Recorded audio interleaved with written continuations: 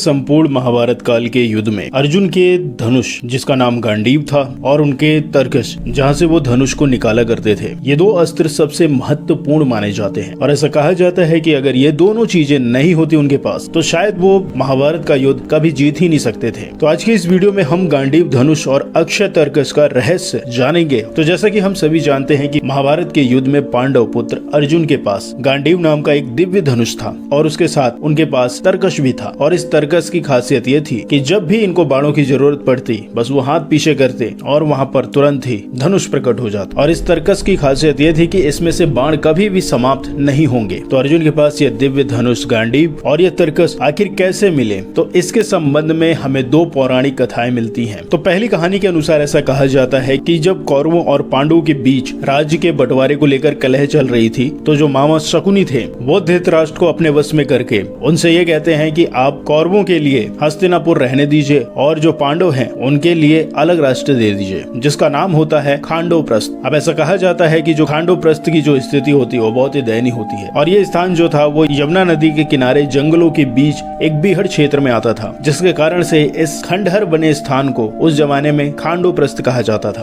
और जब पांडव इस खांडवप्रस्थ में पहुंचते हैं एक छोटा सा महल दिखाई देता है। अब इसके बाद जो अर्जुन होते हैं वो भगवान श्री कृष्ण के पास जाते हैं और उनको खांडव वन लेके आते हैं और उनसे कहते हैं कि हे प्रभु, इस बीहड़ स्थान में हम अपना महल कैसे बनाएं? यहाँ पर तो कोई मनुष्य भी नहीं रहता। तब ऐसा कहा जाता है कि पांडवों के मुख से ये बात सुनकर भगवान श्री कृष्ण उनसे कहते हैं कि मैं विश्वकर्मा का आवाहन करता हूँ। और जैसे ही भगवान श्री कृष्ण विश्वकर्मा भगवान का आवाहन करते हैं तो वो तुरंत ही उनके सामने प्रकट हो जाते हैं। और प्रकट हो जाने के बाद भगवान श्री कृष्ण उनसे कहते हैं कि हे देव, आप इस स्थान पर पांडवों के रहने लायक एक भव्य महल का निर्माण कर दीजिए। तब ऐसा कहा जाता है विश्वकर्मा भगवान उनसे ये कहते हैं कि हे प्रभु, ये जो खांडवप्रस्थ स्थान है यहाँ पर जो पहले बना हुआ जो खंडहर अनुमा महल था ये किसी और ने नहीं, मायासुर नामक असुर ने बनवाया था। तो आपसे मैं ये आह्वान करता हूँ कि आप इस जगह का निर्माण मायासुर से करवाएं, क्योंकि मायासुर इस स्थान के चप्पे चप्पे से अवगत है, इसीलिए वो इस स्थान को पहले से भी अच्छा बना सकता है। तब इसके बाद भगवान श्री कृष्ण विश्वकर्मा भगवान से कहते हैं कि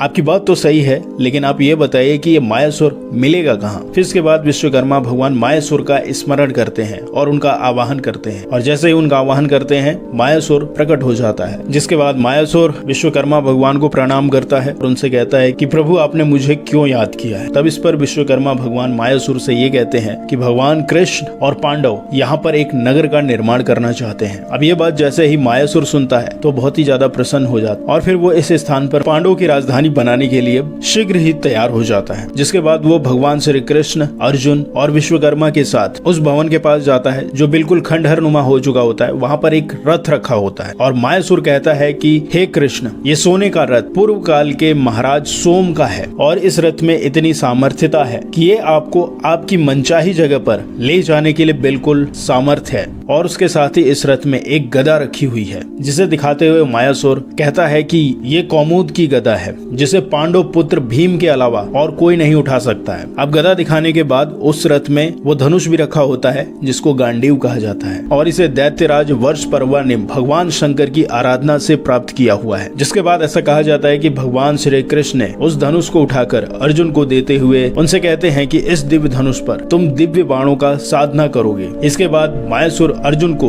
अक्षय तरकश देते हुए कहता है कि इसके बाण कभी भी समाप्त नहीं होंगे, क्योंकि इसे स्वयं अग्निदेव ने दैत्यराज को दिया था। जिसके बाद अंत में भगवान श्री कृष्ण कहते हैं कि हे मायासुर, तुम्हारी इस कृपा का हम प्रतिदान तो नहीं दे सकते, लेकिन हम ये वचन देते हैं कि जब भी तुम हमें संकट काल में स्मरण करोगे तो मैं और अर्जुन तुरंत ही वहाँ पर पहुँच जाएंगे। अब मायासुर ये बात सुनकर काफी ज्यादा प्रसन्न हो जाता है। जिसके बाद में विश्वकर्मा और मायासुर उस खंडर हो चुके जमीन यानी खांडवप्रस्थ को बनाने लगते हैं और वो इतना सुंदर बन जाता है कि उसका नाम खांडवप्रस्थ से बदलकर इंद्रप्रस्थ रख दिया जाता है। तो ये तो बात रही पहली कथा की। अब बात करते हैं दूसरी पौराणिक कथा। तो दूसरी पौराणिक कथा के अनुसार ऐसा कहा जाता है कि जो राजा बलि थे उनसे भृगुवंशियों ने विश्व जीत के लिए एक यज्ञ करवाया और जब वो यज्ञ संपन्न हो गया था तो उस यज्ञ से अग्निदेव प्रकट हुए। जिसके बाद उन्होंने राजा बलि को सोने का दिव्य रथ और दिव्य धनुष और 2 अक्षय तीर प्रदान किए और शुक्राचार्य ने दिव्य शंख दिया। तो इस प्रकार से दिव्य अस्त्र शस्त्रों से सुसज्जित होकर राजा बलि ने इंद्र को पराजित कर दिया था। तो इस प्रकार से तो तीरों का निर्माण हुआ। बात करते हैं उस खांडीव धनुष का निर्माण कैसे हुआ। हुआ। तो ऐसा कहा जाता है कि एक समय वृत्तासुर नामक एक दैत्य रहा करता था, जिसका संपूर्ण धरती पर आतंक हुआ करता था, और उसके आतंक का सामना करने के लिए ऋषि दधीचि ने अपनी हड्डियों का